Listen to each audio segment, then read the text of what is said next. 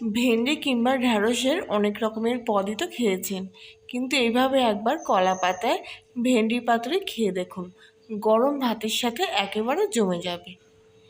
ভেন্ডি পাতুরি বানানোর জন্য এখানে আমি কয়েকটি ভেন্ডি ভালো করে পরিষ্কার করে ধুয়ে নিয়েছি।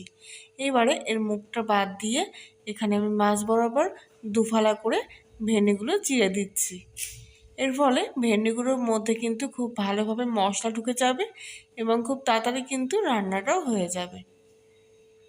প্রত্যেক কটা ভেন্ডি আমি এইভাবে কেটে নিচ্ছি, আর এইভাবে কাটলে কিন্তু ভেন্ডিগুলোকে দেখতেও খুব সুন্দর লাগে। এখানে আমি একেবারে ছোট সাইজের ভেন্ডি নিইনি, মোটামুটি মাঝারি সাইজের নিয়েছি। তবে আপনারা যে কোনো সাইজের কচি ভেন্ডি দিয়ে কিন্তু এই পাতুরি বানিয়ে খেতে পারেন।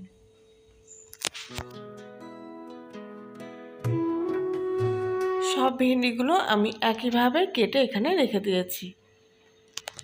এবারে আমি পাতুরির জন্য মশলা করে নেব, আর তার জন্য নিয়ে নেব 2 চামচি সাদা সরিষা আর 3টে কাঁচা লঙ্কা নিয়ে নিলাম। আর সরিষা বাটার জন্য সামান্য একটু লবণ দিয়ে বাটবো, এর ফলে সরিষাটা তেতো হয়ে যাবে না। সামান্য একটু জল দিয়ে ভিজিয়ে নিয়ে সরিষা আর লঙ্কাটা বেটে নিচ্ছি। অবশ্যই আপনারা যেরকম ঝাল খাবেন ঠিক সেই পরিমাণ অনুযায়ী লঙ্কাটা দেবেন। সর্ষেটা খুব ভালো করে মিহি করে বেটে নেব।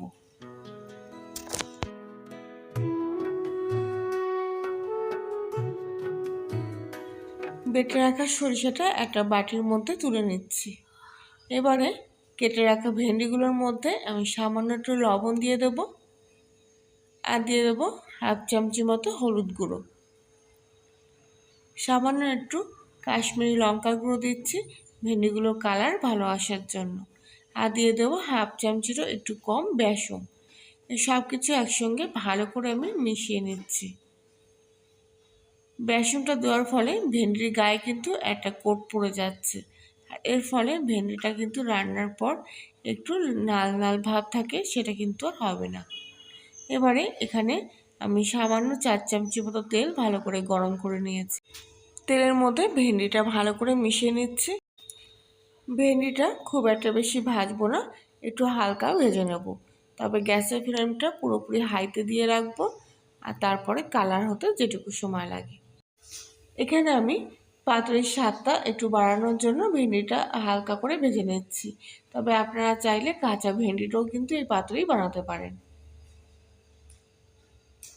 সব ভেন্ডিগুলো ভালো করে উল্টে পাল্টে ভেজে নিয়েছি, আর দেখুন ভেন্ডিগুলো কিন্তু মোটামুটি একটু কালার চলে এসছে। এবার আমি ভেজে রাখা ভেন্ডিগুলো একটা পাত্রে তুলে রাখবো, আর ভালো করে তেলটা ঝরিয়ে নেব। ওই তেলের সঙ্গে আর একটু তেল যোগ করে এর মধ্যে আমি গোটা কয়েক 5 ফোড়ন ভেজে নিচ্ছি। এবারে ভেজে রাখা ভেন্ডিগুলোর মধ্যে আমি আগে ঢাক থেকে বেটে রাখা সর্ষেটা দিয়ে দিলাম, আর এর মধ্যে দিয়ে দেবো 1/2 চামচি মতো হলুদ গুঁড়ো। আর যেহেতু ভেন্ডি একটু মিষ্টি মিষ্টি ভালো লাগে, তাই আমি এখানে 2 থেকে 4 দানা মতো চিনি দিয়ে দিচ্ছি। এবারে যে ফোড়নের ভাজার তেলটা ছিল সেটা আমি দিয়ে দিচ্ছি। এর ফলে কিন্তু পাতুরির গন্ধটা খুব ভালো আসবে। একটা কাঁচা লঙ্কা 4 ফালি করে এর মধ্যে দিয়ে দিলাম। সব কিছু এবার ভালো করে মিশিয়ে নেব। এই ফোড়ন ভাজা তেলটা সবসময় দেওয়ার চেষ্টা করবেন, এতে তেলটাও কিন্তু কাঁচা থাকবে না পাতুরির, আর ফোড়নের যে সুন্দর গন্ধটা থাকে সেটাও কিন্তু পাতুরির মধ্যে একেবারে মিশে যাবে। সর্ষের সাথে ভেন্ডিটা খুব ভালো করে বেশ কিছুক্ষণ ধরে এইভাবে মাখিয়ে নিচ্ছি।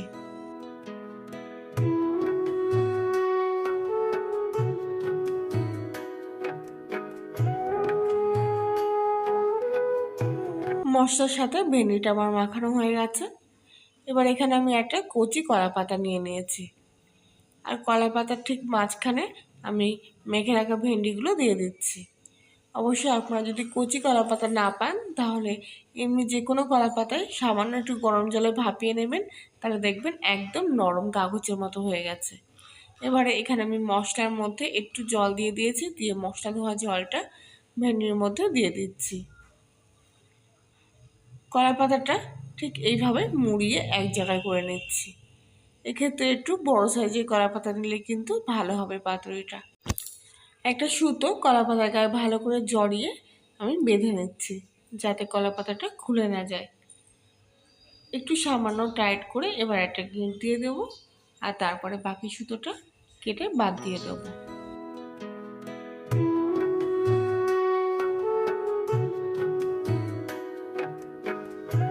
পাতুরি কিন্তু আমার একেবারে রেডি হয়ে গেছে। এবারে কড়াইতে বেশ কিছুটা সাদা তেল খুব ভালো করে গরম করে নিয়ে এর মধ্যে পাতুরিটা দিয়ে দেবো। এবার গ্যাসের ফ্লেমটা একটু মিডিয়ামে রেখে আমি কিছুক্ষণের জন্য এটা ঢাকা দিয়ে রাখছি।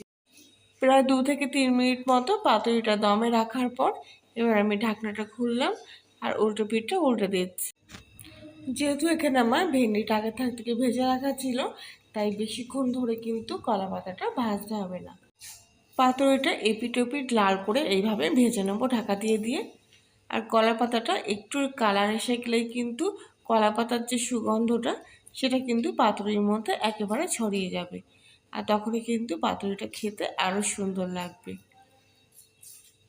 এইভাবে উল্টে পাল্টে ভালো করে আমি ভেজে নেব। একটু হালকা লালচে কালার হয়ে এসছে কলা পাতার। এইভাবে ঢাকা দিয়ে দিয়ে উল্টে পাল্টে ভালো করে কলা পাতাটা ভেজে নেব। আর কিছুক্ষণ পর দেখুন কলা পাতা কিন্তু সুন্দর একটা লালচে ভাব চলে এসছে দু পিঠেই। এবার আমি পাতুরিটা কড়া থেকে নামিয়ে নেব। পাতুরিটা একটু ঠান্ডা হলে আমি খুলে দেখাচ্ছি ভিতরটা কত সুন্দর হয়েছে। আর এরকম পাতুরি কিন্তু গরম ভাতের সঙ্গে হলে সেদিন আর কোনো কিছুই মুখে লাগবে না, এই দিয়েই এক থালা ভাত খেয়ে নিতে পারবেন। তাহলে বন্ধুরা, কল্যাণের রান্নাঘরের আজকের এই ভেন্ডি পাতুরির রেসিপিটি যদি আপনাদের ভালো লেগে থাকে তাহলে লাইক শেয়ার কমেন্ট করবেন, আর নতুন হলে সাবস্ক্রাইব করে পাশে থাকার জন্য অনুরোধ রইল। আজকের মতো এখানেই, আবার দেখা হচ্ছে অন্য একদিন নতুন কোনো রেসিপির সাথে। আর ততক্ষণ সবাই ভালো থাকবেন, সুস্থ থাকবেন, সাবধানে থাকবেন।